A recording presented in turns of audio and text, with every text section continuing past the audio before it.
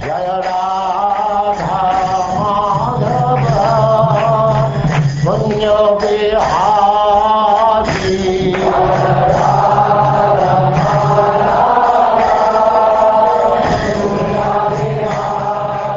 And now, Chapter 2, a Jamil delivered by the Vishnu Dutas.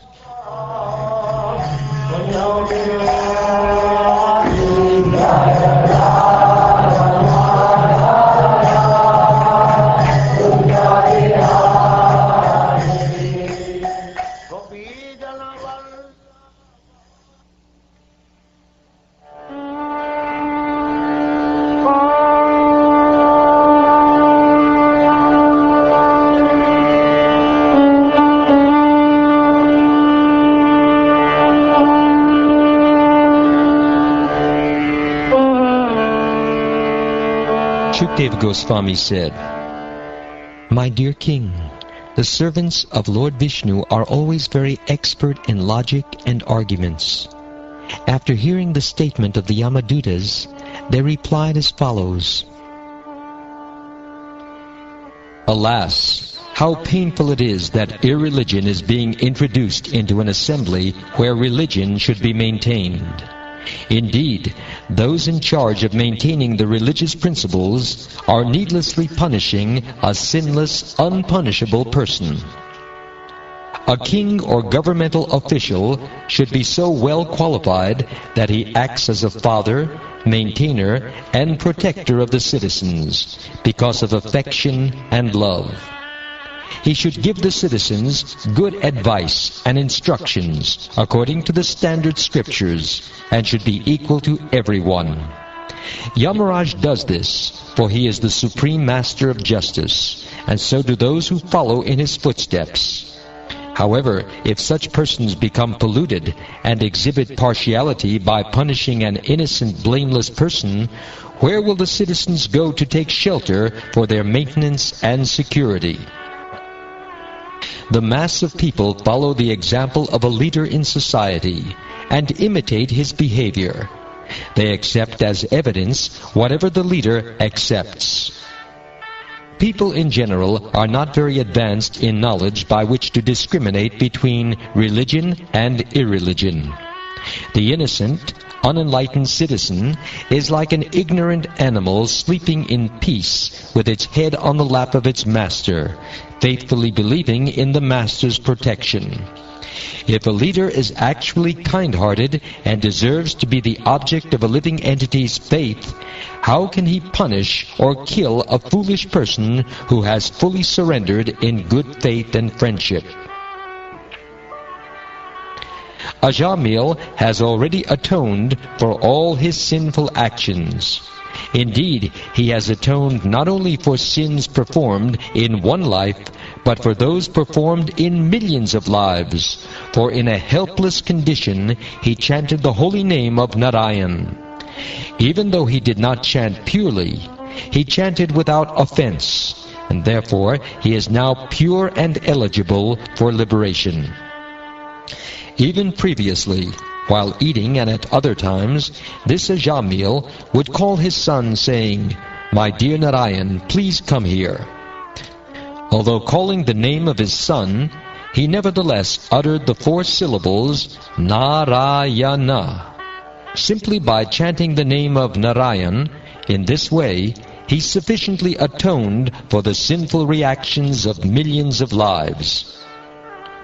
The chanting of the holy name of Lord Vishnu is the best process of atonement for a thief of gold or other valuables, for a drunkard, for one who betrays a friend or relative, for one who kills a Brahmin, or for one who indulges in sex with the wife of his guru or another superior. It is also the best method of atonement for one who murders women, the king, or his father, for one who slaughters cows, and for all other sinful men. Simply by chanting the holy name of Lord Vishnu, such sinful persons may attract the attention of the Supreme Lord, who therefore considers, "Because this man has chanted my holy name, my duty is to give him protection." By following the Vedic ritualistic ceremonies or undergoing atonement, sinful men do not become as purified as by chanting once the holy name of Lord Hari. Although ritualistic atonement may free one from sinful reactions, it does not awaken devotional service, unlike the chanting of the Lord's names, which reminds one of the Lord's fame, qualities, attributes, pastimes, and paraphernalia.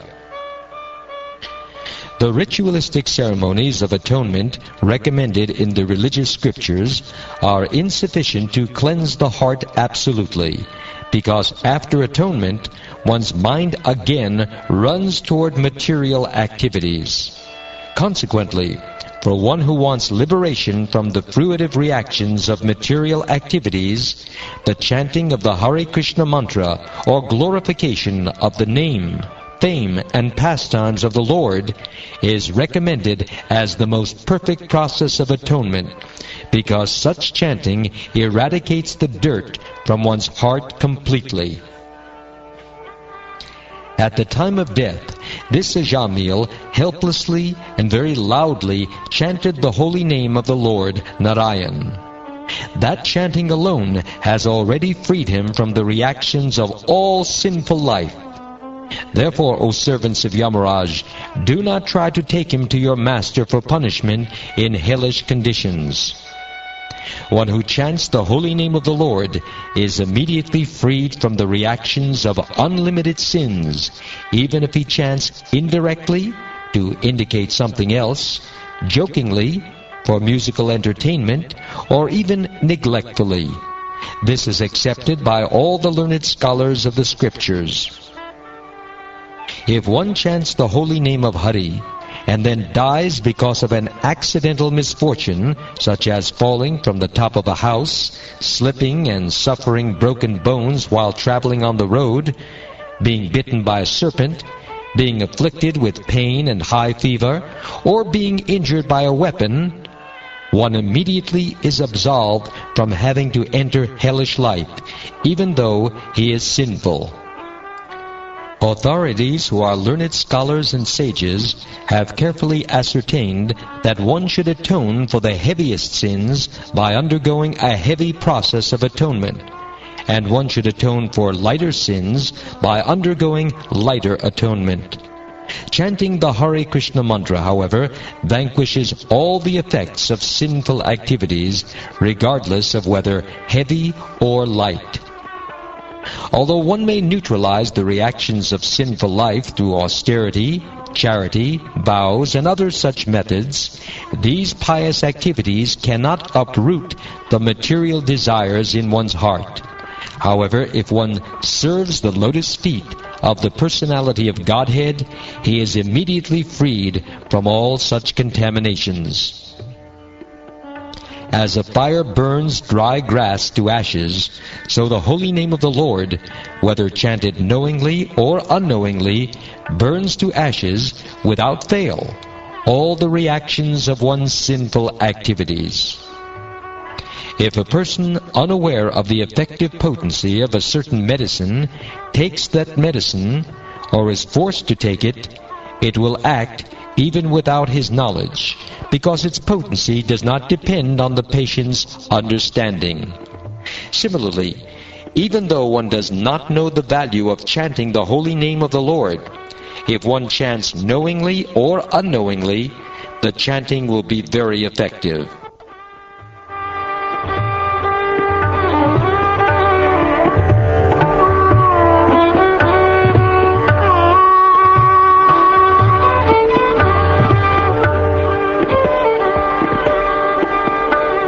Sri Shukdev Goswami continued, My dear King, having thus perfectly judged the principles of devotional service with reasoning and arguments, the order carriers of Lord Vishnu released the Brahmin Ajamil from the bondage of the Yamadutas and saved him from imminent death. My dear Maharaj Parikshit, O subduer of all enemies, after the servants of Yamaraj had been answered by the order carriers of Lord Vishnu, they went to Yamaraj and explained to him everything that had happened. Having been released from the nooses of Yamaraj's servants, the Brahmin Ajamil, now free from fear, came to his senses and immediately offered obeisances to the Vishnu Dutas by bowing his head at their lotus feet. He was extremely pleased by their presence, for he had seen them save his life from the hands of the servants of Yamaraj. O sinless Maharaj Pariksit, the order carriers of the Supreme Personality of Godhead, the Vishnu Dutas, saw that Ajamil was attempting to say something, and thus they suddenly disappeared from his presence.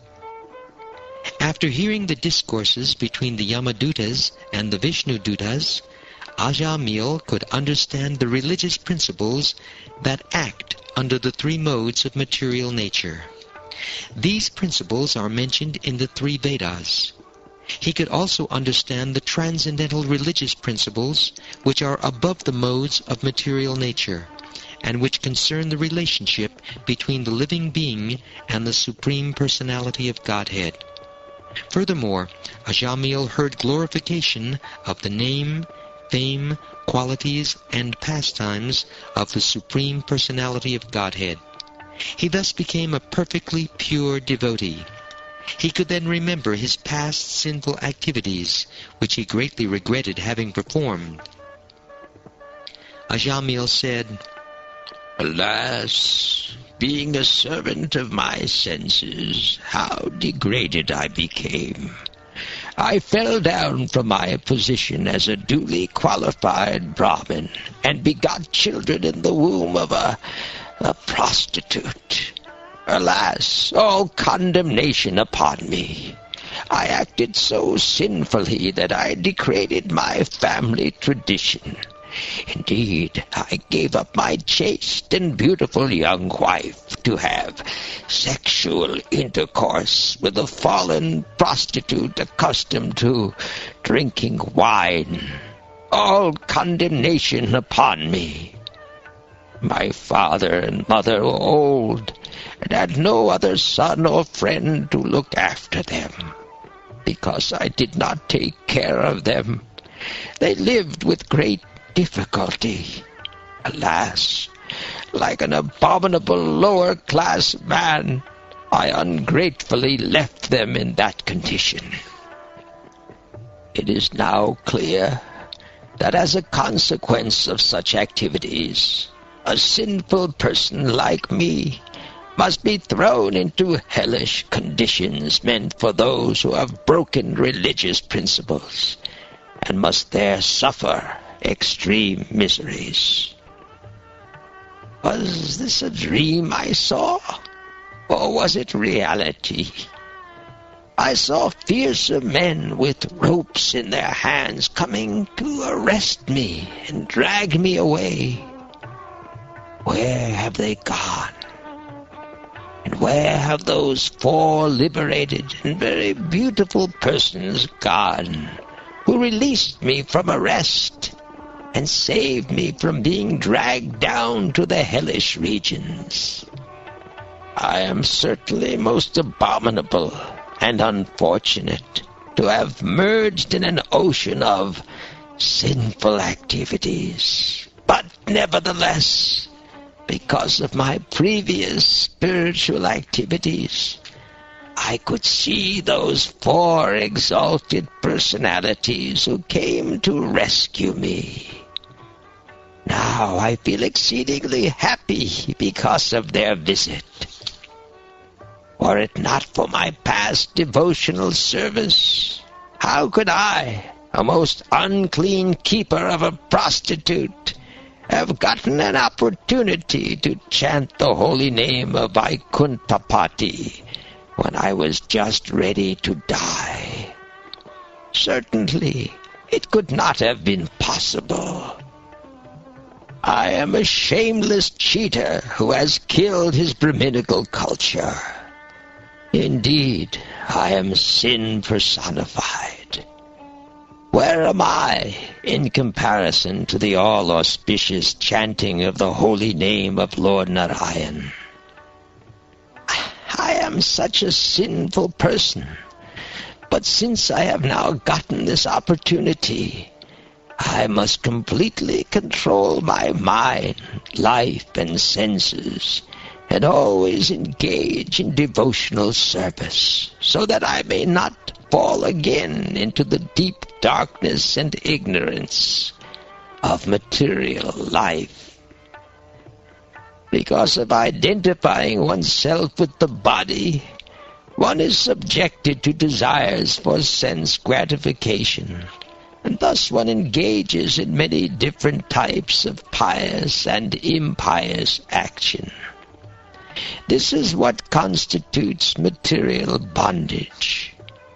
Now I shall disentangle myself from my material bondage, which has been caused by the Supreme Personality of Godhead's illusory energy in the form of a woman. Being a most fallen soul, I was victimized by the illusory energy and have become like a dancing dog led around by a woman's hand. Now I shall give up all lusty desires and free myself from this illusion. I shall become a merciful, well-wishing friend to all living entities, and always absorb myself in Krishna consciousness. Simply because I chanted the holy name of the Lord in the association of devotees, my heart is now becoming purified. Therefore, I shall not fall victim again to the false lures of material sense gratification.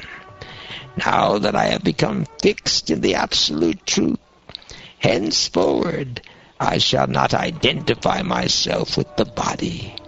I shall give up false conceptions of I and mine, and fix my mind on the lotus feet of Krishna.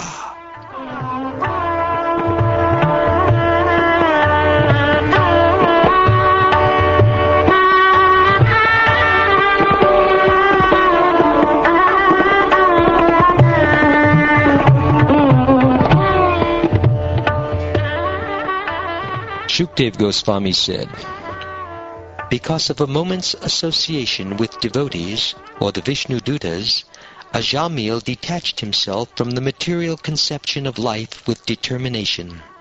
Thus freed from all material attraction, he immediately started for Hardwar.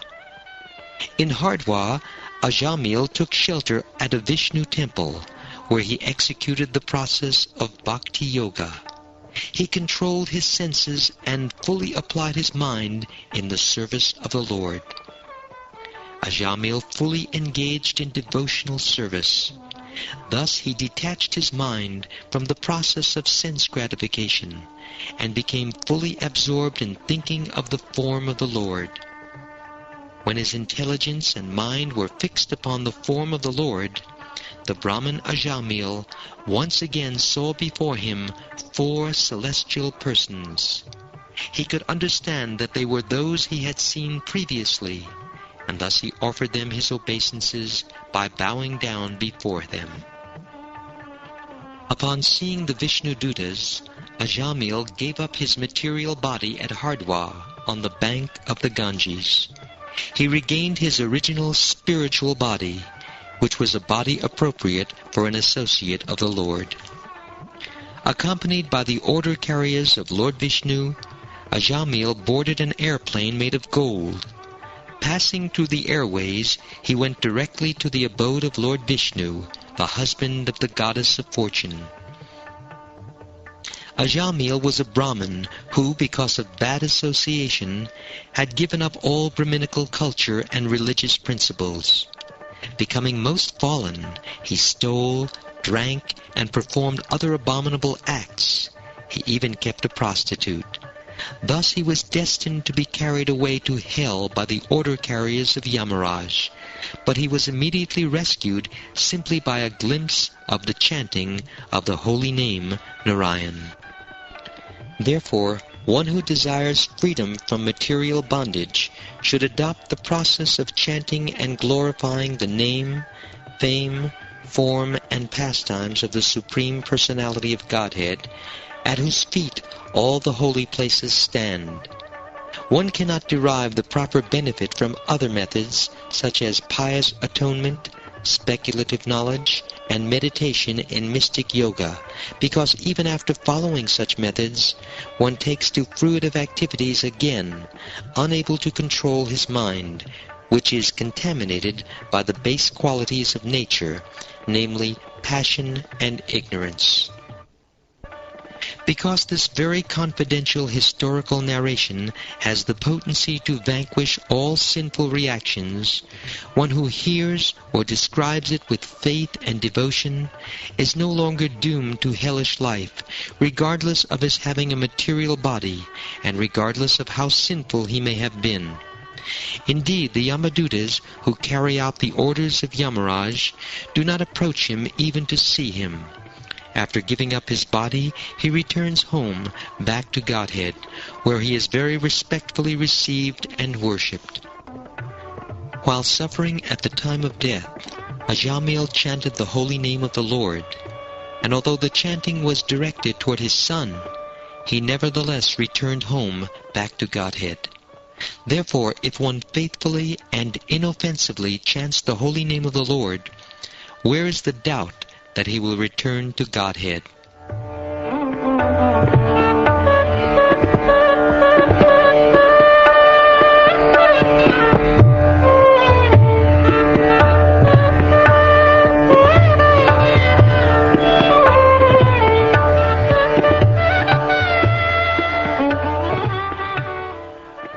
Thus ends the second chapter of the sixth canto of the Srimad Bhagavatam, entitled Ajamil Delivered by the Vishnu Dutas.